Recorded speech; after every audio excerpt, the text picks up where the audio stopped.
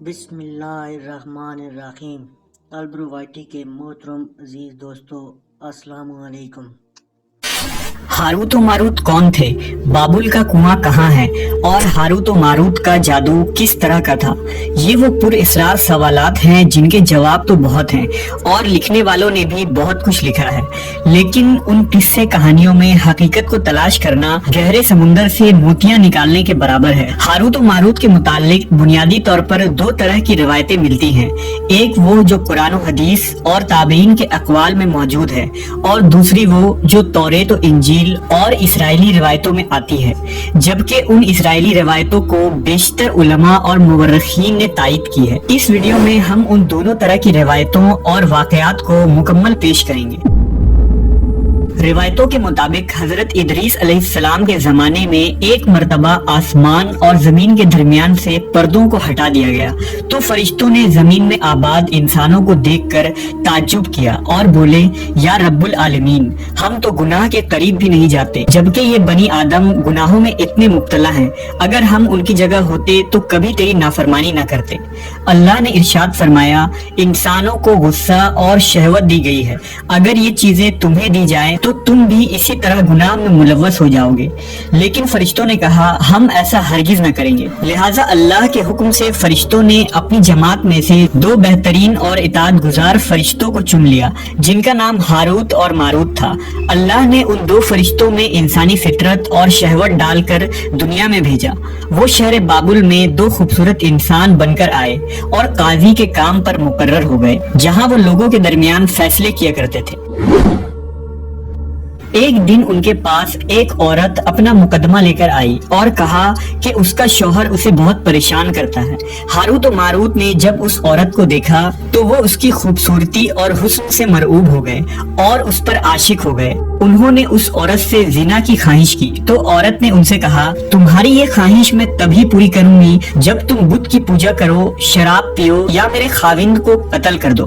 Harut و ماروت نے شراب نوشی کو چھوٹا گناہ سمجھ کر پی لیا اور نشے کی مستی میں دو اور کبیرہ گناہ کر بیٹھے۔ اس عورت نے ان سے آسمان پر چڑھنے کا عمل بھی سیکھ لیا جس کے ذریعہ وہ آسمان پر جاتے تھے۔ جب عورت اس عمل کے ذریعہ آسمان پر گئی تو اللہ کے حکم سے اسے ستارے کی شکل میں مسخ کر دیا گیا۔ چونکہ اس عورت کا نام زہرہ تھا اس لیے وہ سیارہ زہرہ کہلایا، جسے آج وینس کہتے ہیں۔ اس گناہ کی وجہ سے ہاروت و ماروت خود وہ اسم اعظم بھول گئے جسے پڑھ کر وہ آسمان پر جاتے تھے، اور بطور سزا انہیں بابل کے ایک کنویں میں الٹا لٹکا دیا گیا جہاں وہ تا قیامت یوں ہی قید رہیں گے۔ یہ ایک اسرائیلی روایت ہے جسے امام ابن کثیر اور فخر الدین رازی جیسے مفسرین افسانہ اور من گھڑت کہانی قرار دے کر سختی سے رد کر دیتے ہیں۔ وہیں امام سیوطی جیسے علماء اس روایت کو مستند مانتے ہیں۔ ہاروت و ماروت اور چاہے بابل کے سلسلے میں ایک اور روایت کثرت سے بیان کی جاتی ہے، جس کے مطابق ایک زمانہ ایسا تھا جب شہر بابل روئے زمین پر تہذیب و تمدن کا مرکز تھا۔ یہاں کے لوگ باطل خدا کی پرستش کیا کرتے تھے۔ یہ لوگ اپنی قسمت ان سے وابستہ سمجھتے تھے، اس لیے علم نجوم اور علم فلکیات میں بڑے ماہر تھے۔ ان کے بت قدوں میں ستاروں کی پوجا کی جاتی تھی۔ یہ لوگ جادو، تنتر منتر، سفلی کو بہت اہمیت دیتے اور اس علم کے ذریعہ معاشرے میں خوب فساد پھیلاتے تھے۔ یہ لوگ طلسم، جادو، تنتر منتر میں بہت آگے بڑھ گئے۔ ان میں بڑے بڑے جادوگر موجود تھے۔ ان کی تاریخی کتابوں میں جگہ جگہ جادو اور تنتر منتر ہی نظر آتا ہے۔ ان کا جادو دور دور تک مشہور تھا۔ مختصر یہ کہ اس شہر کا باشندہ ہونا ہی جادوگر ہونے کی علامت تھی۔ جب حضرت سلیمان علیہ السلام کی حکومت آئی تو آپ نے ان لوگوں کو اس شرکیہ عمل سے روکا اور ان کی سحر اور جادو کی کتابوں کو ایک جگہ جمع کر کے اپنی عظیم کرسی کے نیچے دفن کر دیا تاکہ اس فتنہ انگیز علم کا جڑ سے خاتمہ ہو جائے۔ جب سلیمان علیہ السلام کی وفات ہوئی تو شیطان نے ان کتابوں کو دوبارہ کھود کر نکالا اور لوگوں سے کہا کہ سلیمان پیغمبر نہیں تھا بلکہ ان کتابوں کے ذریعہ حکومت کیا کرتا تھا، لہذا ہوا میں اڑنا، جنات پر قابو اور سلیمان علیہ السلام کے غیر معمولی معجزات دراصل جادو اور سفلی کا عمل تھا۔ بنی اسرائیل نے اس کی پیروی کی اور ان کتابوں کو پڑھنا شروع کر دیا، لہذا دوبارہ یہ شر انگیز علم اس قوم میں سرایت کر گئی۔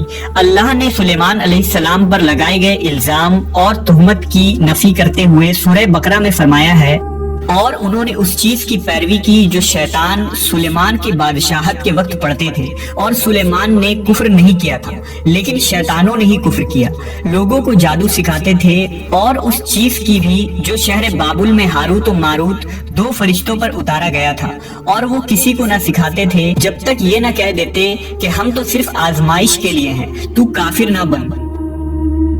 لہذا جب یہ سحر کا علم بابل میں عام ہو گیا اور لوگوں کی تکلیف اور پریشانی کا باعث بن گیا، تو اللہ نے 2 فرشتوں کو انسانی صورت میں مامور کیا کہ وہ جادو کے عوامل اور اسے باطل کرنے کا طریقہ لوگوں کو سکھائیں تاکہ وہ جادوگروں کے فساد اور شر سے محفوظ رہ سکے۔ لیکن یہ تعلیمات غلط مقصد کے لیے بھی استعمال ہو سکتی تھی، حالانکہ وہ فرشتے لوگوں کو تنبیہ کرتے تھے اور ان کے لیے صراحتاً کہتے تھے کہ یہ تمہارے لیے ایک طرح کی آزمائش ہے، لیکن پھر بھی وہ لوگ ایسے کاموں میں پڑ گئے جو انسانوں کے لیے ضرر اور نقصان کا باعث تھا۔